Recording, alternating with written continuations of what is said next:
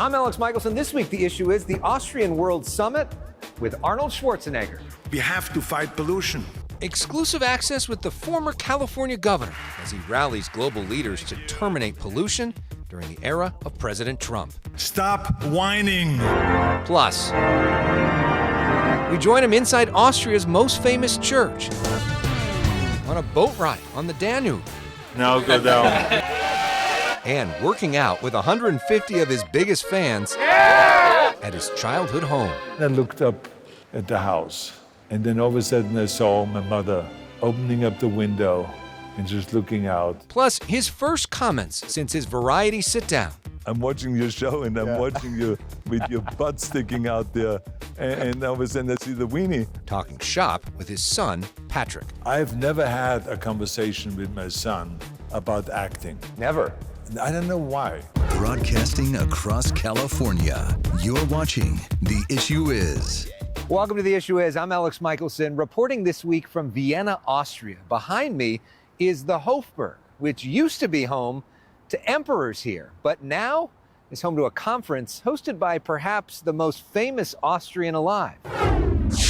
You are the heroes that you've been looking for. So go out and kick some ass and get the job done. A standing ovation for Arnold Schwarzenegger at the 9th Austrian World Summit. It's the largest environmental conference in Europe all year. You can stream it all for free at youtube.com/Arnold Schwarzenegger. We are acting now. We are not waiting. Monica Longthaler organizes the summit as managing director of Schwarzenegger's climate initiative, hoping to pump up for the planet through less talk, more action. We want to show that there are so many solutions out, and we want to motivate people.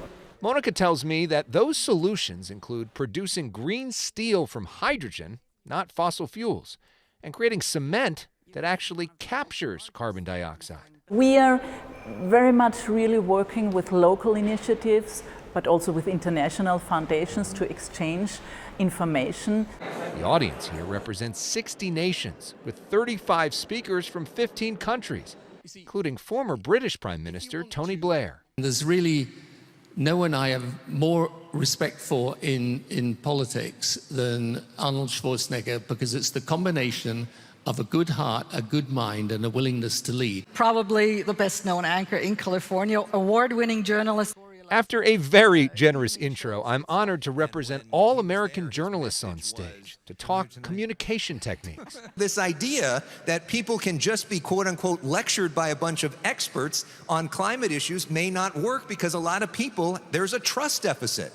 So the way that you build trust is by letting people see with their own eyes and come to that own conclusion. It's a whirlwind week for me that includes a 12-hour flight, my first ever visit to the beautiful city of Vienna, a private dinner with the Austrian chancellor, and a sit-down with Schwarzenegger, our first since April's chat at USC. Governor Schwarzenegger, welcome back to The Issue Is, and thank you so much for hosting us here. Well, this is really fantastic. I mean, the last time we talked about it when we did the interview, I said, you have to come to Vienna, and here you are. I'm you here. Actually took it seriously. And you're here when you say I have to do it, I have to do it. Environmental conference, and you met Tony Blair, and you met the president of Austria, Van der Bellen, and our new chancellor, Stoker. I mean, it was incredible. So you meet all these people. Yeah, well, that's what happens when you hang out with you and your green jacket. The Masters winner. I want the Masters. I want the Masters. You know that I got this jacket made especially just to come to Vienna for this environmental conference. It looks good. Yeah, thank you. So let's talk about the main point.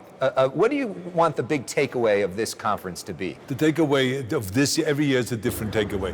This year the takeaway is, he says, don't pay any attention that we have now Trump in the White House and that he may not agree with everything that we are doing or that we believe in, but let's just move forward and just understand that the action really is on a local level anyway, and on a state level. Like in California, 70% of the pollution gets cut on a state and local level. So don't worry about what he is doing or what Washington is doing.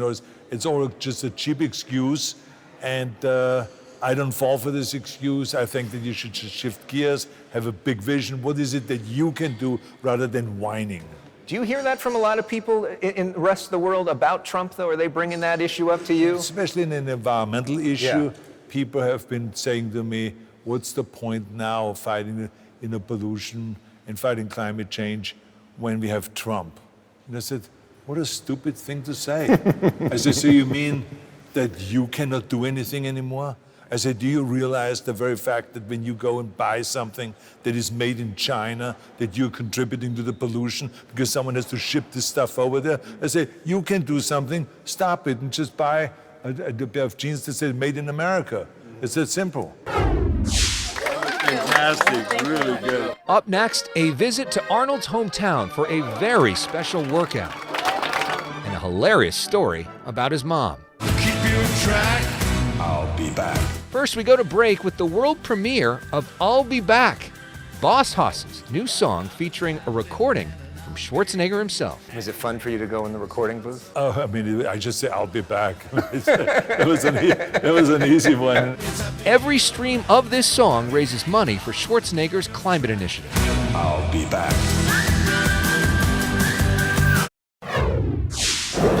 As Arnold Schwarzenegger welcomes Tony Blair to his global summit in Vienna, Thanks, how are you? he stops to introduce me to a buddy he sat next to in elementary school more than 70 years ago. What was he like in elementary school? Yeah, translate Arnold. So mixed. Thank God he doesn't speak English. A few days prior, they were back side by side in their hometown of Thal. Arnold inviting 150 members of his Pump Club group to his childhood home, which is now a museum dedicated to him. The experience emotional for many. Thank you for the motivation. Thank you for the newsletters. Thank you for the Pump Club. This is awesome. More than 1 million people have already signed up for the free daily Pump Club email newsletter, which focuses on fitness and positivity.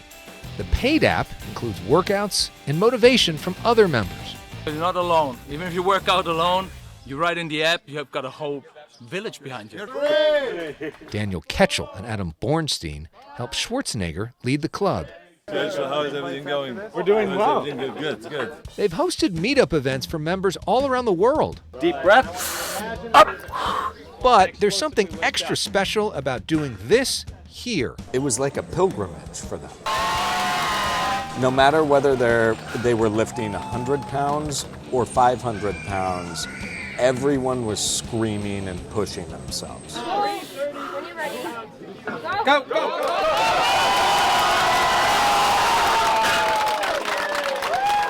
It's been life-changing for this man with autism who used to struggle with self-confidence.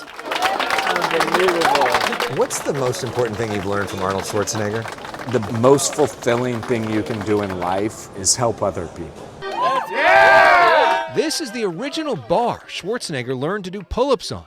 Deep breath. And this is where he first deadlifted, with his mother watching from that second-story window. Were you envisioning your mother? Yes, as a matter of fact, it's interesting you said, because I was standing there and then there was two people lifting. There was a bar over here and the bar over here. And they were all going back and forth, back and forth. And I saw the bar going up to 300 pounds, 400 pounds, 500 pounds, and all of this stuff. And then I looked up at the house. And then all of a sudden I saw my mother opening up the window and just looking out and just saying, Arnold, what are you doing? And I said to myself, I mean, this was like 60 years ago. More than 60 years ago. She was opening up that window and looking at me and thinking I'm crazy. Because this was the garden where she grew the potatoes, the tomatoes, the berries, and all of that stuff. So I had all the fresh vegetables and fruits. You got to think she would be so proud of you. Oh yeah, she would be so proud of me, yeah, absolutely. She was proud. Remember that even though she said always, oh, he would never make it, and this is terrible, and what a stupid idea, all this lifting. But then as soon as I won the first competition, I had this trophy. I won the European Championships, junior best built man of Europe. And she grabbed the trophy, and she ran around the village, and she showed to everybody, look what my son did. He won this trophy, he's the best in Europe. Of course, I pushed him. He never pushed me. So focused, right? But I mean, I like to just say this. As a matter of fact, one time, you would love this, one time at the Golden Globes, 1977, where I won the Golden Globes for Best Acting Debut. There was my mother sitting there. There was Stallone's mother sitting there. Sophia Loren's mother sitting there. Raquel Welch's mother sitting. All the mothers were sitting there. And they all took credit for all of our careers. Sophia Loren's mother right away said, "Oh, she was so shy. I had to push her to the photographer." And then the Stallone's mother said, "Oh, my son was like a furniture mover. He couldn't do anything. Then I pushed him into the acting school." And my mother said, "Oh," and I told my son, I said, "You better work out every day and get your body straightened." None of it was true. None of it was all exaggerated. You learned a little of that BS That's right. as a skill too. Oh, yeah, That's helped the you over the schmay. years, right? The schmay, as you say, exactly. right? Up next, the key lesson Arnold taught his own son, Patrick, as we continue The Issue Is in Austria. Right as we were sitting down with Arnold Schwarzenegger in Austria, Variety released its actor-on-actor conversation between Arnold and his son Patrick.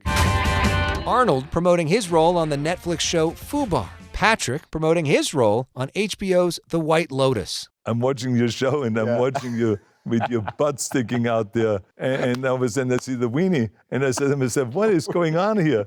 I mean, this is crazy."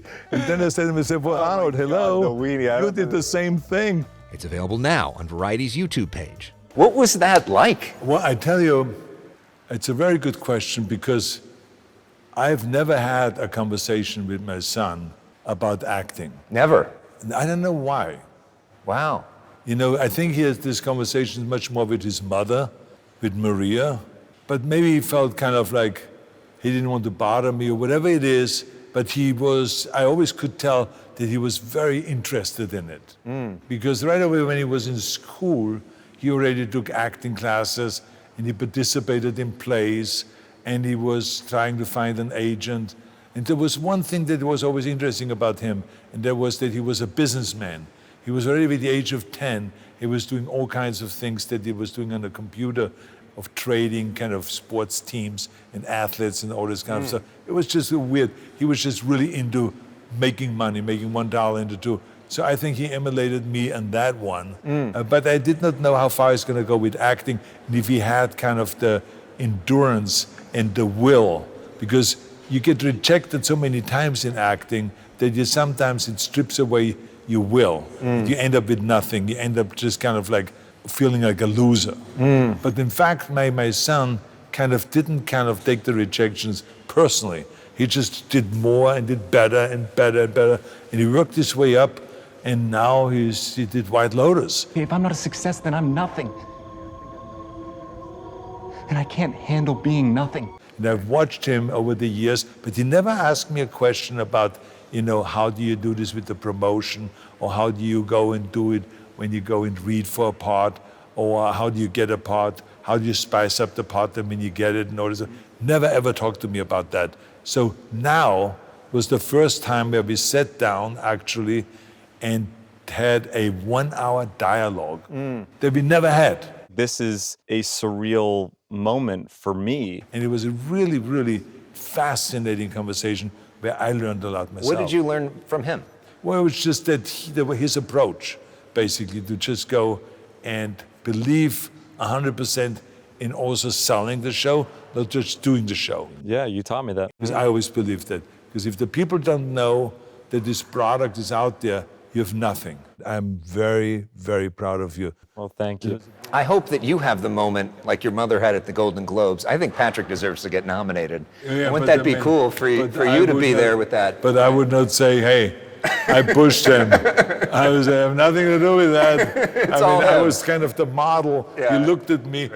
One thing I do take credit for, and that is I was very, very good in taking my kids to the movie set. You would pick me up and take me out of school early all the time in your Hummer, throw me in the said, back. "Don't tell your mother." Yeah, And they saw me blowing up things. They saw me wiping out everybody, killing people, and all of this stuff. And they always walked back to the trailer and said, "That was really cool, Dad. That was unbelievable." So I think that inspired him. When we come back, what Schwarzenegger says is the key to happiness. We go to break with a visit to the awe-inspiring St. Stephens Cathedral. This is the exact spot where Mozart's kids were baptized. We're now inside the main church in Vienna that has been here since the year 800, and it is spectacular, and it's known for its organ music.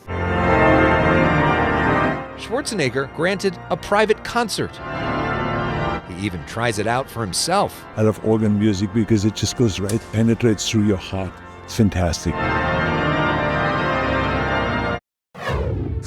Welcome back to a special edition of The Issue Is with Arnold Schwarzenegger. We are on a boat that he has chartered, checking out the spectacular city of Vienna.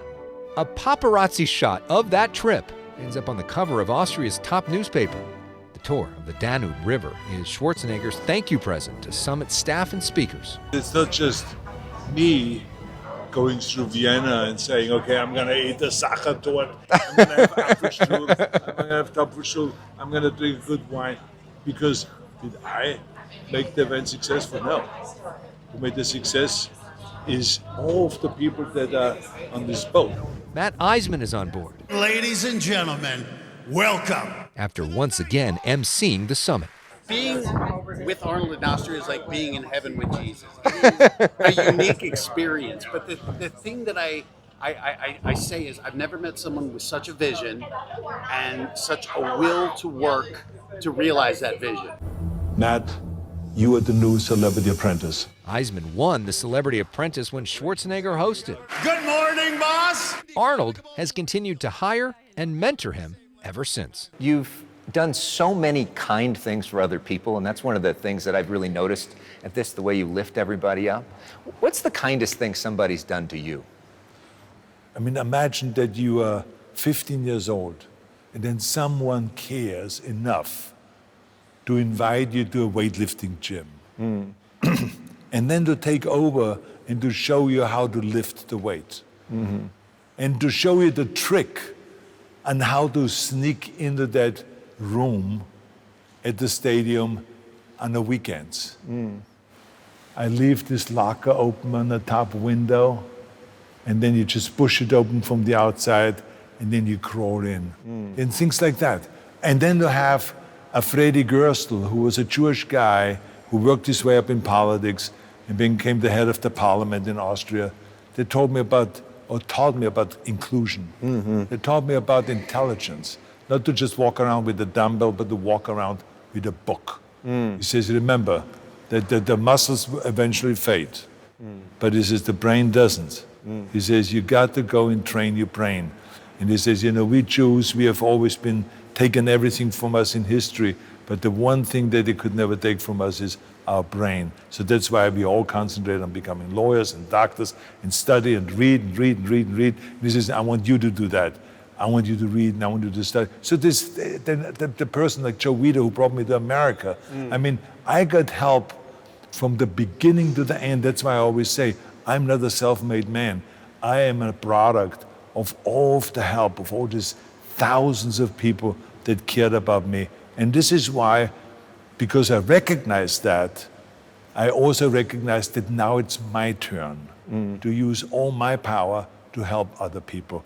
If it is the people that need a home, the veterans, and to get them homes, or if it is the Special Olympians that need a training and inspiration, or if it is the after-school kids with after-school programs, or the California people with me becoming governor, whatever it is, I mean, I try to be in there and I try to build my own career and my own existence and everything, but at the same time, I always think about everyone else around me. You know what I think is the most impressive thing about you? Is that you have built so many chips from so many years of being the best at everything, but you cash them in to help other people. Yeah. That you use your platform to lift people up and to highlight causes that nobody would pay attention to if you weren't doing it. Whether it be some of these pollution issues, whether it be gerrymandering, whether it be after school programs, that you have done that. And it is so impressive and so inspiring, and there are so few people that do that. So and thank you for that. Thank you, and I love when someone says, Arnold, this can't be done. This is like heaven to me. because then I really get inspired. So, yeah. So what are you most, to end on that then, what are you most inspired to do next that can't be done? What's the, because you've done so much, what gets you out of the bed in the morning that gets you excited these days? I think the most important thing is to teach other people how to be happy, because it is upsetting to me to know that someone gets up in the morning and is upset and is depressed and does not know. I mean, it's okay when you wake up depressed. I wake up sometimes depressed, some chemical reason, but I'm smart enough to know that I don't think until 9 o'clock, right? I just go and feed my animals, I go through the routine, and then I get on a bicycle and I ride the bike, then I work out, now I don't think. Until I go for breakfast, and all of a sudden everything is light, is bright. And so I want to teach people those various different tools. I want to give the people the tools so they can also become happy, because there's nothing that is more powerful and it's more wonderful than seeing people around you that are happy. Yeah. Have a vision, a very clear vision of what you're going to go and tackle. And don't listen to the naysayers. And work your ass off. Yeah. And work. This is where the action is. And be useful. Exactly, be useful. Thank you Absolutely. so much for Absolutely. everything. You know, thank you so much for having instance, me here. I'm happy that you're here. I'm happy to be here. Because I think you're the greatest. I told you that many times. Thank you. And this is why I wanted you to be here. Because I care about you. I care about you because I really feel like, I mean, that guy deserves to be in Vienna and to be in the greatest city and the safest city and the most historic city. And he deserves it. That's why I wanted you to come here. And I'm so happy you're here. Thank you very much. Absolutely. And in the best way possible. Thank you. Love you. Absolutely. Thank you. Thank you very much. Absolutely. Thank you very much. Appreciate it. Thank you very much.